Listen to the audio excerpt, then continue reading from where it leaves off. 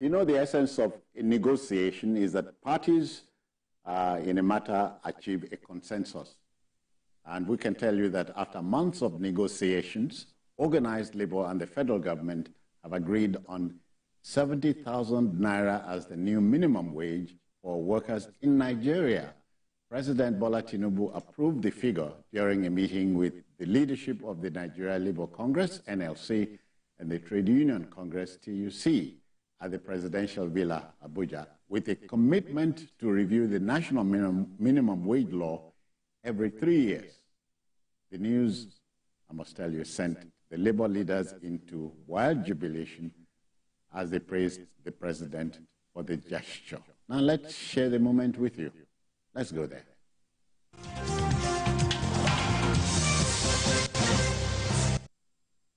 In the struggle for Nigeria, there is victory. Give Africa, give Soleto, Aluta, Continua, Victoria, Asata, Triposa to the president. Goza, Goza,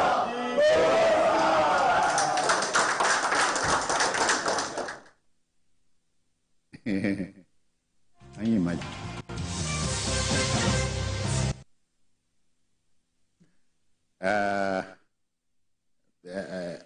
And so it, you know, BQ, pictures, they say don't tell lies. So, even videos don't tell lies. So they don't.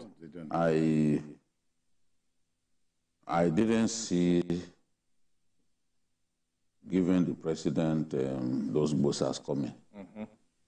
I knew. With one accord. Yes. With one accord. Yes. And they sang their song for him and ended it with resounding. So I saw the fact that nobody will pay 250,000 per month coming. I still said that the last time we discussed this labor matter. Yeah. Labor began by saying they wanted ₦1 million minimum wage. They adjusted it to 794,000. They further adjusted it to 615,000. Okay. Then they moved to 447,000, and then adjusted it further to 250,000, and then we were told they will not back down from 250,000. Today, Labour has been given 70,000 as minimum wage, and they were so happy that they sang the praises of Mr. President by giving him those resounding bosses that we had. I think that Labour has done the right thing, the final analysis. Okay. There was something that I said here. I said, if you are insisting that the states can pay, come up with something your figures. Show us that, okay, each of these states, this is what they get from the federation accounts. And from your computation, you've taken care of health, you've taken care of the environment, that's refuse, evacuation, and the rest. Okay. You've taken care of education, you've taken care of health. You are convinced that even after sorting out all of those, crossing the T's, dotting the I's, they still have enough in the bag to pay 250,000. Yes. I said the only way you can convince people is when you come up with your own alternative facts. The states say they cannot pay. You have access to what each state earns. Okay. And you have shown that this is what these states earn. That everything put together, they will still be able to pay. And you have factored all of the key factors that drive government spending. That's it. When you do that, your argument will be believable, and everyone will agree that, yes, we 250,000 should be the minimum. For me, I wanted 120,000 labor. I said that repeatedly. I didn't say it has to be 60 or 62,000. But since the states were saying, no, we can't pay beyond 62,000, we are obligated as journalists to listen to those governors and say, okay, this is what the governors are saying. This is what has happened now. And I said at that time that if you succeed in bullying the president and the president agrees to pay something higher, because like your governor said the other day, he said the federal government has more resources. Although he was saying that apparently because he was angry with the judgment of the Supreme Court. The local government. I don't know why he should be that angry. He's not the only governor in Nigeria. But he's the one who appeared to be the most hurt by the judgment of the Supreme Court. And I'm taken aback because this is a gentleman that I have tremendous respect for. I'm really taken aback at the extent of his anger over a mere judgment. Now, he's human. Let's move on. Let's even move on from his anger or lack of it. Yeah. States at a point felt that the federal government was blackmailing them by giving the impression that they can pay, but they are making it look like they can pay, but they can't pay. And I said at that time that if you succeed in bullying the president and the president agrees to even pay 250, although I didn't see that happening, all of the people who are saying, oh, they can pay, they can pay. I wonder what they will be saying today when what Labour has agreed to is far, far below what they told us initially that they will never, that they will stand upon. So now what the governor, the president has said is that it will help the subnationals to be able to pay this minimum wage. Yeah. I really don't know how practicable that is. The president also said that they will see what they can do to help the organized private sector. We are in a situation in Nigeria when many private companies are folding up, especially manufacturing concerns. What are those things that the federal government will do that will keep these companies alive, keep them healthy enough to pay a minimum wage of 70,000? I've said before, people, and this is something that most people don't bear in mind, paying the minimum wage, which naturally will affect maybe level 1 to 6. Yes.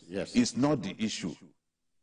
The big elephant in the room is the consequential adjustment to people's wages. From between 8 and 17. Everybody will get something. A slice of Anytime there is a minimum wage increase, an increase in minimum wage, every worker will get something. It's only the percentage of that you get that will differ. Some will get 5% adjustment, some will get 10%, some will get, it's like that. So the wage bill of both the federal government and the states will naturally balloon in the aftermath of a new minimum wage. So that is what some states are considering when they say, we don't want to. They know it's not just limited to the 70,000. The person on level 17 will also get an increase. So it's like salary increase across the board. That is what actually they are afraid of. That by the time we get all this, by the time we do all this, what will the wage bill is? And I can tell you that this whole negotiation has not ended though. The consequential adjustment, when you come to the states now, there will be negotiation about the consequential adjustment, what you will get as a level 10 officer. They will still have to sit with Labour and iron out all of this. It's not as simple as many people think it is. And that's why I said, look, minimum wage, you don't expect that the negotiation will be so swift. It's never swift. No. It takes time. In fact, this is like a record. What President Tinubu has agreed to do with Labour in just a few months of the old minimum wage coming to an end. Compare it to President Buhari, it's about 3 years or so that it took for him to hammer out a minimum wage. Yet Labour gave us the feeling that this president was not doing anything, that it was taking too much time. But you can see, it's just a matter of months. We have a new minimum wage. Okay. Asuko, but the good thing about this news is that the president says every 3 years they'll go back, they'll review it. Exactly. So because before it used to be every 5 years. Yes. So now the president is giving them a glimmer of hope that, well, at some point, maybe you can even get to that 250 that they are even thinking of, maybe the next 3 years, depending on how, things are, the economy. Yeah, exactly. Yes, of the country, So is a good step, in the right direction. Because I'm very surprised that even the Labour people will be cheering the president. This is someone they'll put on the slaughter slab and they are about to even, finish him. But it's good that the president has given them hope, that this is not the end. Happily, the federal worker in your state and my state, Bible, will heave a sigh of relief. Yeah, but the thing is, it's just 70K, It is not just... No, wait, down, citizen, it's 70K. Give me 70, whether or not it's It's 70K, but it's just a starter. Okay.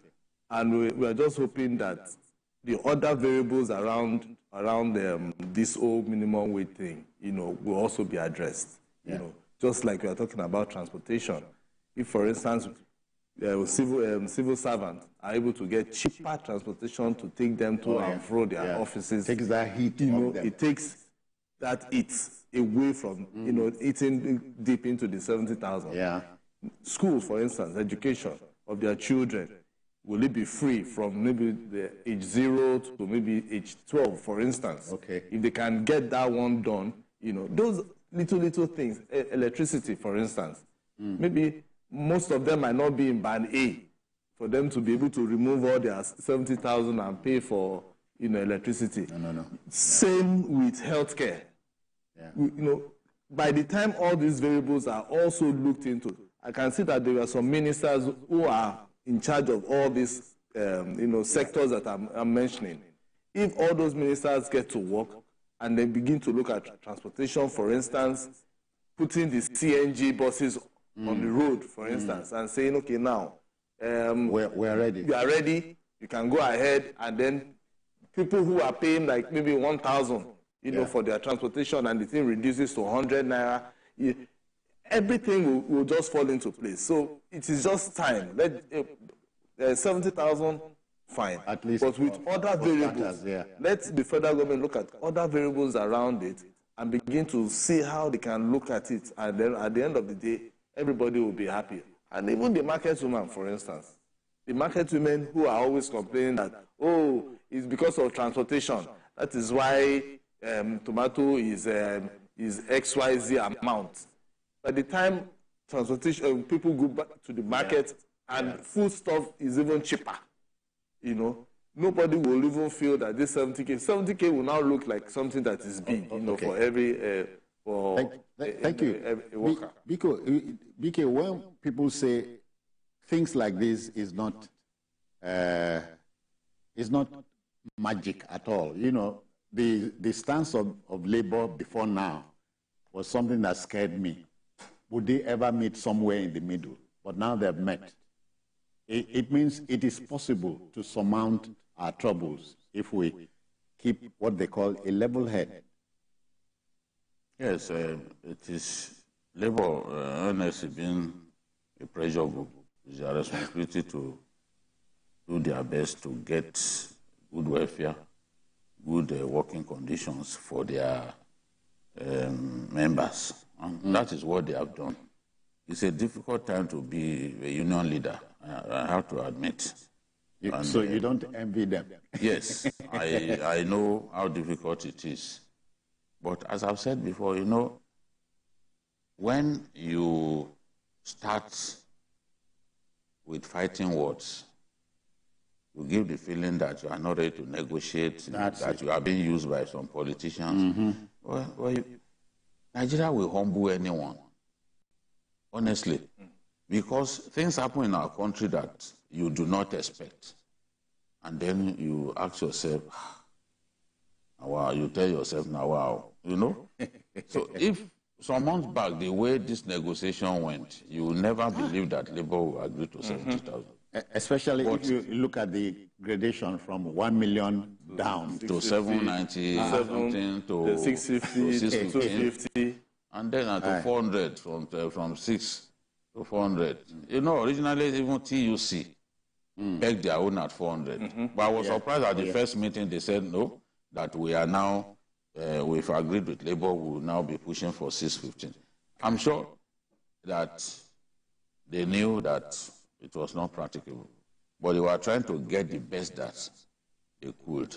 The alternative to paying a much higher minimum wage is to downsize or right-size labor force. And I'm sure that Ajero and his troops will not want to see workers lose their jobs at this difficult time. So the sacrifice is mutual at this point. That's the way I see it.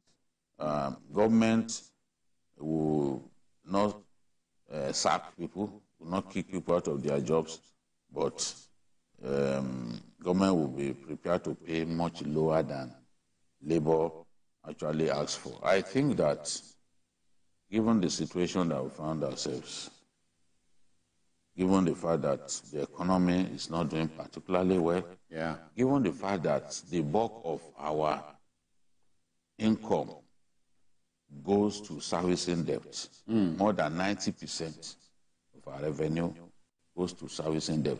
The fact that we have to borrow money, you know, to implement our budget. That's it. That should tell anyone that it will be difficult to pay such humongous money as minimum wage. The reason has prevailed in the end. And I'm happy that we finally found a way to put this to bed. You know, all of the threats of strike, I know that at least no one would think of a strike at this time because they've agreed to it. And government said at that time that it will be backdated to May 1. Yes. That was why that last strike was absolutely unnecessary. If you said, okay, they were not moving fast enough, but they told you that it will be backdated to May 1st. So no matter how long it takes them to begin to conclude the talks, it will still be backdated. So effectively, that strike was an absolutely unnecessary exercise. And then you went to the point of even switching off the national grid, you know, causing the death of people in the process. Those who are in hospital, who are being operated upon, they lost their lives. At a stage, the fear was there that the NLC was losing face somehow. But thankfully, reasonableness has prevailed, and it's good night to this needless